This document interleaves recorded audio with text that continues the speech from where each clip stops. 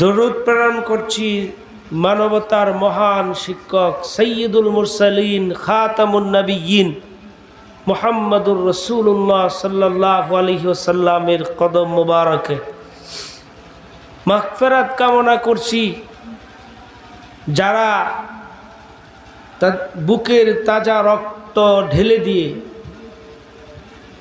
এই দেশকে দ্বিতীয়বার ফেসিবাদ মুক্ত করে খোলা মনে নির্বিঘ্নে দিনের কথা বলার সুযোগ করে দিয়েছেন এবং শাহাদাতের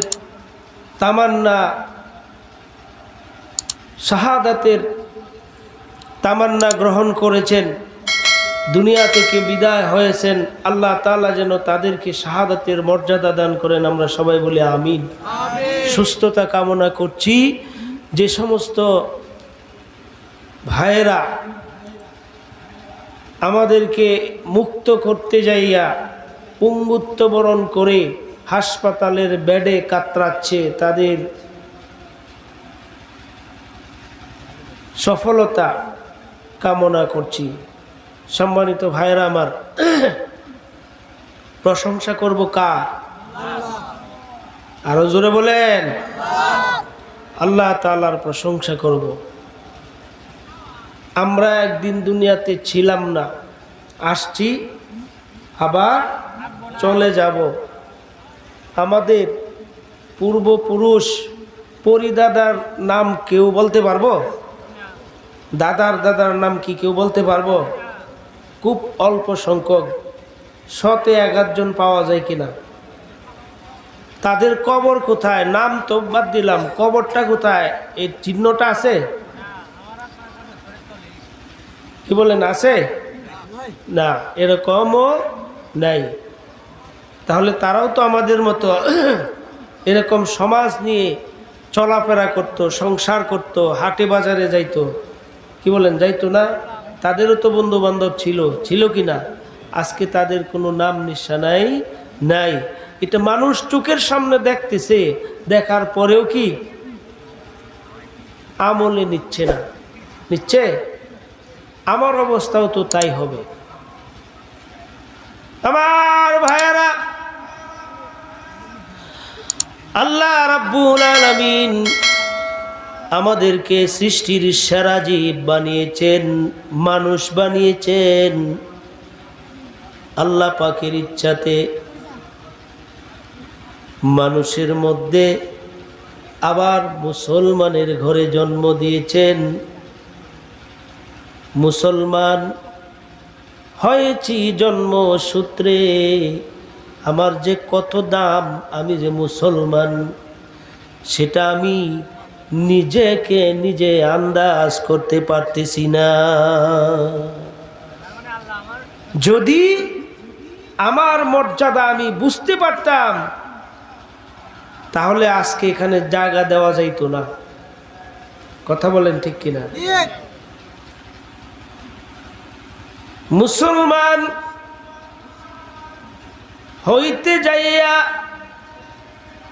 আমার কোনো বাধা ছিল না, নির্বিঘ্নে ইবাদত করতে পারতেছি, সুযোগ আছে। এটাও হলো আল্লাহ পাকের নিয়ামত।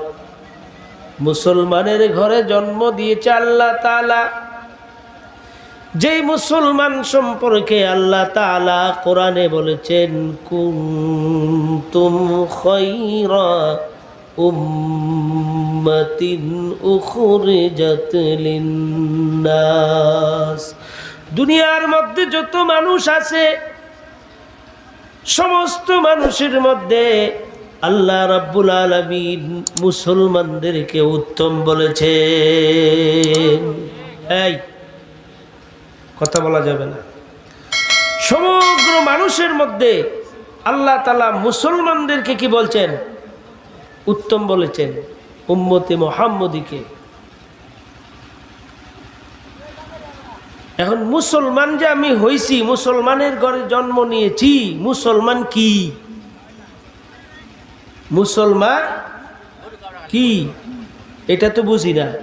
আমি নিজেকে নিজেই চিনি না, আমার পরিচয় আমি কি দিতে পারতেছি না। শুধু সংসার করলাম, গৃহস্থী করলাম, খাইলাম, পায়খানা করলাম, এটাই আমার কাজ? এটা আমার কাজ না। ঈমান আনতে গেলে তিনটা বিষয়ের মাধ্যমে আপনার ঈমান আসে। বিশ্বনবী বলেছেন, তাসদীক বিল জিনান, ইকরার বিল লিসান, আমল বিল আরকান। এক নম্বরে হলো অন্তরে বিশ্বাস করতে হবে, 2 নম্বরে হলো আমল বিল আরকান, ইকরার বিল লিসান, জবান দিয়া স্বীকার করতে হবে। 3 নম্বরে হলো আমল বিল আরকান, কাজ দিয়া প্রমাণ করতে হবে যে আমি একজন মুসলমান। এই 3টা বিষয়ের মাধ্যমে ঈমান আসে। কথা বুঝছেন? এখন এই 3টা কথা কে বলছেন? আমাদের রাসূল বলছেন। ঈমানদারের মধ্যে 3টা জিনিস দিয়ে ঈমান আসে। এখন যারা নামাজ না পড়ে কয় ঈমান ঠিক আছে, তো তারা অন্তরে বিশ্বাস করছে, মুখ দিয়ে স্বীকার করছে, কাজে প্রমাণ করে না। করে তো 3টা কোটির মধ্যে একটা নাই গা, 2টা আছে। এই 2 কোটি দিয়ে ঈমান শক্ত আছে না মটমট করতেছে? কথা বুঝে না, বুঝেন নাই? মটমট করতেছে। তো উনি তো বলতেছে যে কি, আমার ঈমান নামাজ না পড়লেও শক্ত আছে। আমার ভাইয়েরা, 3টা বিষয়ের মাধ্যমে ঈমান আনলাম। ঈমান আসে অন্তর দিয়ে বিশ্বাস করা। আল্লাহ পাক চক্ষু দিয়েছেন, এই চক্ষু দিয়ে আল্লাহর এই সৃষ্টি দেখতেছি। আজকে থেকে দৃষ্টিটা অন্যদিকে, অন্যভাবে একটু দেখবেন, দেখাটা একটু অন্যভাবে দেখবেন।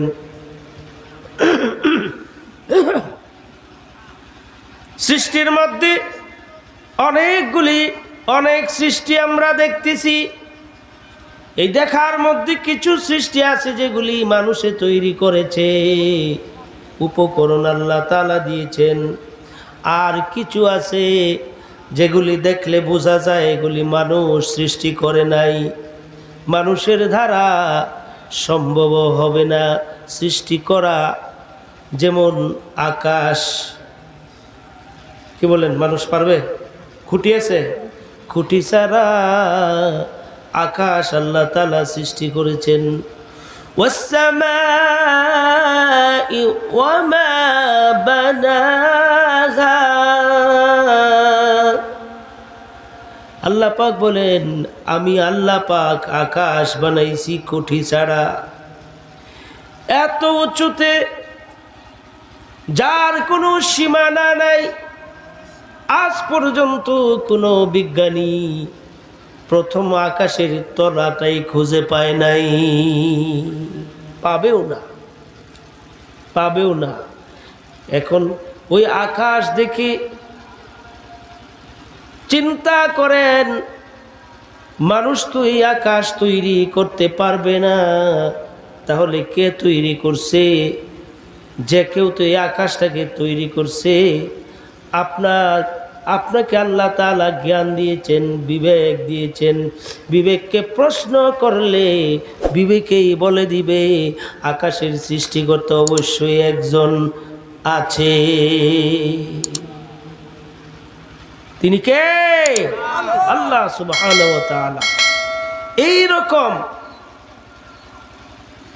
অন্তরের মধ্যে কি করা, সব কিছু বাদ দিয়ে আল্লাহকে কি করা, অন্তরের মধ্যে